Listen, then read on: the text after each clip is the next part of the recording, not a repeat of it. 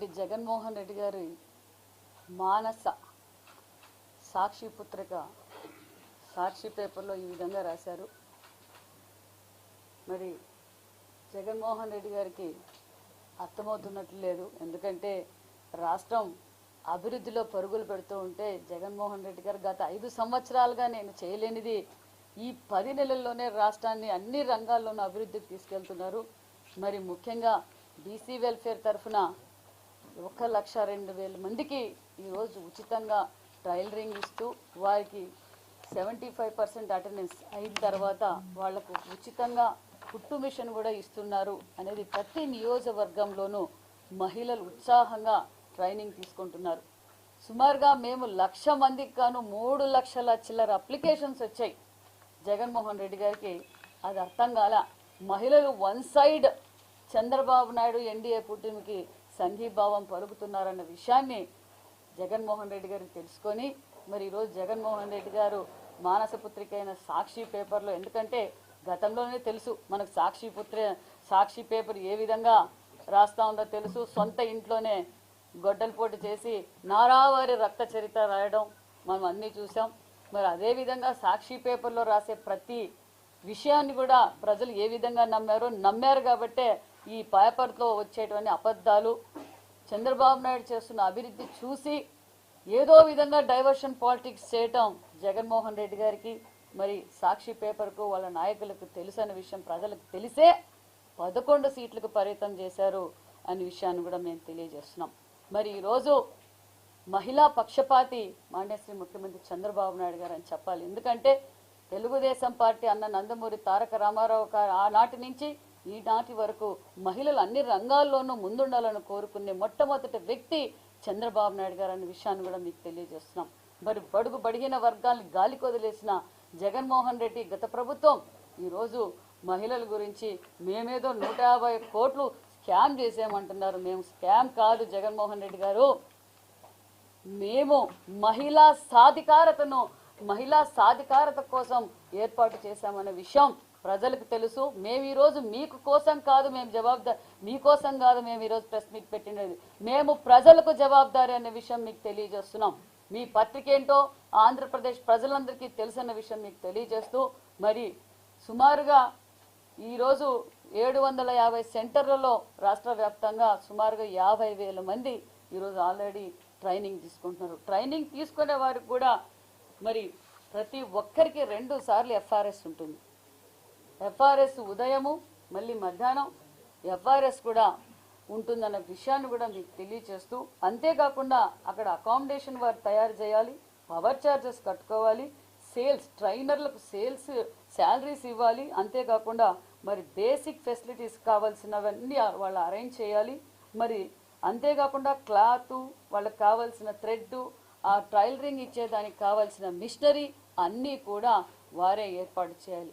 మేము నిబద్ధతతో నిజాయితీతో టెండర్ పిలిచి మేము మామూలుగా బీసీ వెల్ఫేర్ డిపార్ట్మెంట్ ద్వారా 25,000 రూపాయలు మేము టెండర్ యాక్షన్ పెడితే L1 21,750 రూపాయలకి మేము టెండర్ ఫైనల్ చేసి ముగ్గురికి షేర్ చేశామన్న విషయాన్ని కూడా మీకు తెలియజేస్తున్నాం.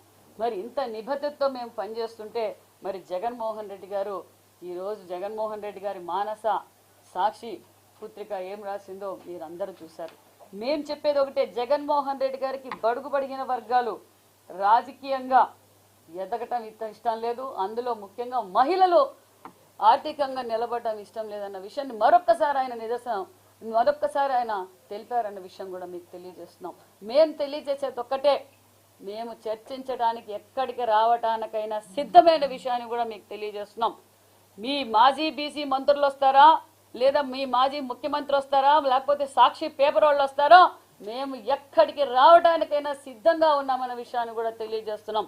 ఎందుకంటే గత 10 నెలలుగా నిరంతరం ఈ రాష్ట్ర భవిష్యత్ కోసం ఏదైతే మాన్యశ్రీ ముఖ్యమంత్రి చంద్రబాబు నాయుడు గారు, పవన్ కళ్యాణ్ గారు, ఒక పక్క నారా లోకేష్ బాబు గారు, మరి మేమందరం కష్టపడుతున్నాం. నేను ఇదే సూటి ప్రశ్న చేస్తున్నా, జగన్మోహన్ రెడ్డి గారు, ప్రజల సొమ్ముతో కట్టిన ప్రజావేదిక కూల్చినంత ఈజీ కాదు పరిపాలన అంటే. ప్రజల సొమ్ముతో ప్యాలెస్లు కట్టుకోవడం కాదు, ప్రజలకు సంబంధించిన ఆస్తులు దోచుకోవడం కాదు. అడుగు భూములు తక్కువ వస్తాయి, దేవాలయాల భూములు తక్కువ వస్తాయి, ఇసుకలో మరి నిన్నగాక మొన్న లిక్కర్ స్కాము, మేము ఇక్కడ ఎవరు స్కాములు చేయడంలా, ప్రజలు మమ్మల్ని సంపూర్ణంగా నమ్మకంతో ఉన్నారు. మొన్నటి రోజు స్వయాన ప్రధానమంత్రి గారు వచ్చినప్పుడు కూడా మీ చరిత్ర ఏంటో కూడా ప్రజలందరికీ తెలియజేశారు. మరి అంతేకాదు మీ విషయం కొత్తగా మేము చెప్పే పనేం లేదు, మీ చరిత్ర ఏంటో తెలుసు, మీ సాక్షి పేపర్ చరిత్ర ఏంటో తెలుసు. జగన్మోహన్ రెడ్డి గారి మీద ఆల్రెడీ 11 సిబిఐ కేసులు ఉన్నాయి, 9 ఈడీ కేసులు ఉన్నాయి, 43,000 కోట్ల అక్రమ ఆస్తులు జగన్మోహన్ రెడ్డి గారు ముఖ్యమంత్రి కాకనే దోచుకున్నది, ఇప్పుడైతే లక్షల కోట్లకు వెళ్ళిపోయిన విషయం ప్రజలందరికీ తెలుసు. మరి మీరు మాట్లాడుతున్నారా ఎన్డీఏ ప్రభుత్వం గురించి? ఈరోజు మేము నిబద్ధతతో పనిచేస్తున్నాం. ప్రజలు ఏ నమ్మకంతో అయితే ఎన్డీఏ ప్రభుత్వం అయితేనే ఈ రాష్ట్రం బాగుపడుతుంది, ఈ రాష్ట్రం పోలవరం పూర్తి చేస్తుంది, అమరావతి పూర్తి చేస్తుంది, విశాఖ హక్కు ఆంధ్రుల హక్కు ఏదైతే ప్రజలు సంపూర్ణమైన నమ్మకంతో ఉన్నారో ఆ నమ్మకాన్ని నిలబెట్టుకోబోతున్నామని కూడా తెలియజేస్తున్నాం. మరి చరిత్ర భావితరాలు అందరూ చూస్తున్నారు. గూగుల్లో 6093 ఖైదీ నంబర్ కొడితే ఎవరి పేరు వస్తుంది, మీ చరిత్ర ఏంటనేది పిల్లల భావి తరాలకు కూడా తెలిసిపోయింది. జగన్మోహన్ రెడ్డి గారు 6093 విషయం కూడా మీకు తెలియజేస్తున్నాం. మరి ఈరోజు మీరు ముందైతే ముఖ్యమంత్రి కాకముందైతే ఆంధ్ర రాష్ట్రాల్లోనే మీ అరాచకాలు ఉండేటివి, మరి అంతర్జాతీయ స్థాయికి కూడా పోయినాయి. మొన్నటి మీరు ముఖ్యమంత్రి అవుతానే 5 మరి విద్యుత్ విషయంలో అని కూడా విషయం మీకు తెలుసు, ప్రజలందరికీ తెలిసి ఈ విషయం. మరి అంతేకాకుండా జగన్ అవినీతిపరుడు, సిబిఐ ఈడీ కేసు స్వయాన మీ చెల్లెలు గారే చెప్పారు. ఇంకా మీరు ఈరోజు మా గురించి మాట్లాడుతున్నారు. మీ పార్టీ పరిస్థితి అయిపోయింది. మీ ఉనికి కాపాడుకునే కోసం ఈ చిల్లర రాజకీయాలు చేసేది మానేయండి వైసీపీ పార్టీ నాయకులకు, కార్యకర్తలకు తెలియజేస్తున్నాం. అంతేకాకుండా మరి నిన్నటి రోజున మీ దత్త అన్నయ్య ఏమంటారో మరి మీ గాలి జనార్దన్ రెడ్డి గారిని, మీ అన్నయ్య గారికి ఉన్న పరిస్థితి దగ్గరలో ఎవరెవరికి ఏ పరిస్థితి వస్తుందో మాకు అందరికీ తెలుసు, ప్రజలందరికీ తెలుసు. చట్టం తన పని తాను చేసుకెళ్తుందన్న విషయం కూడా మీకు తెలియజేస్తున్నాం. మరి జగన్మోహన్ రెడ్డి గారికి అతను చేసినట్లే అందరూ స్కాములు చేస్తారనుకుంటున్నారు. అదేదో అంటారు కదా, పచ్చకామర్ల వాడికి లోకమంతా పచ్చగా ఉన్నట్లు మరి స్కాములు చేసే జగన్ రెడ్డికి అందరూ స్కాములు చేస్తారనుకోవద్దండి. జగన్మోహన్ రెడ్డి గారు మా ముఖ్యమంత్రి గారు ఈ 5 కోట్ల ప్రజల కోసం అహర్నిశలు కష్టపడుతున్నారు అన్న విషయాన్ని తెలియజేస్తూ మరి నేను బీసీ వెల్ఫేర్ మినిస్టర్గా మీకు తెలియజేసేది ఒకటి, ఈ 10 నెలల్లో బీసీ వెల్ఫేర్ తరఫున ఏ విధంగా అభివృద్ధి చేశామో కూడా చెప్పడానికి సిద్ధం. మరి మీరు కూడా చర్చించడానికి సిద్ధమైతే రండి, మీరే ప్లేస్ డిసైడ్ చేయండి, మేము రావడానికి సిద్ధంగా ఉన్నామన్న విషయం కూడా తెలియజేస్తున్నాం.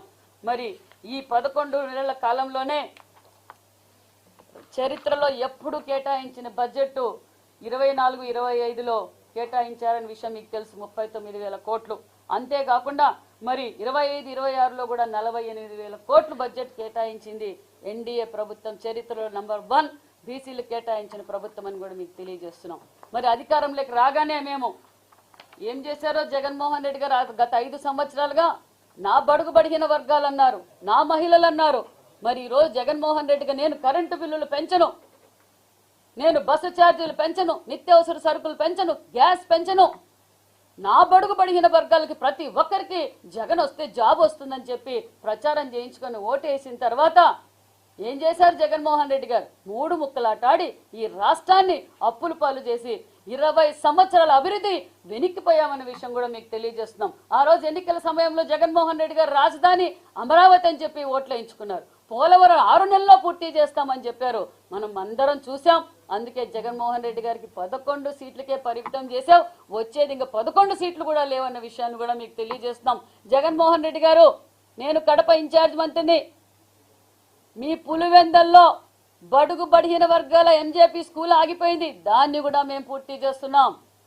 మీ పులివెందులో తాగడానికి నీళ్లు లేవు, అవి కూడా మేమే అందజేస్తున్నాం అనే విషయాన్ని కూడా తెలుసు. రోడ్లు, డ్రైనేజీలు మేమే, మీ పులివెందుల శాసనసభ్యులుగా మీరేమీ పట్టించుకోకపోయినా మేము నిబద్ధతతో ఎన్డీఏ ప్రభుత్వంలో ఏర్పాట్లు చేస్తున్నాం, పనులు చేస్తున్నాం అన్న విషయాన్ని కూడా మీకు తెలియజేస్తున్నాం.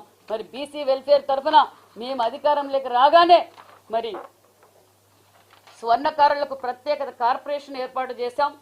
బీసీ మనోభావాలు గుర్తిస్తూ ఒడ్డే ఓబన్న గారి జయంతి స్టేట్ ఫంక్షన్గా కూడా ఏర్పాటు చేశామన్న విషయం కూడా తెలియజేస్తున్నాం. చట్టసభల్లో బీసీలకు 33% రిజర్వేషన్ కల్పించేందుకు అసెంబ్లీలో తీర్మానం చేసి కేంద్రానికి కూడా పంపించామన్న విషయం కూడా మీకు తెలియజేస్తున్నాం.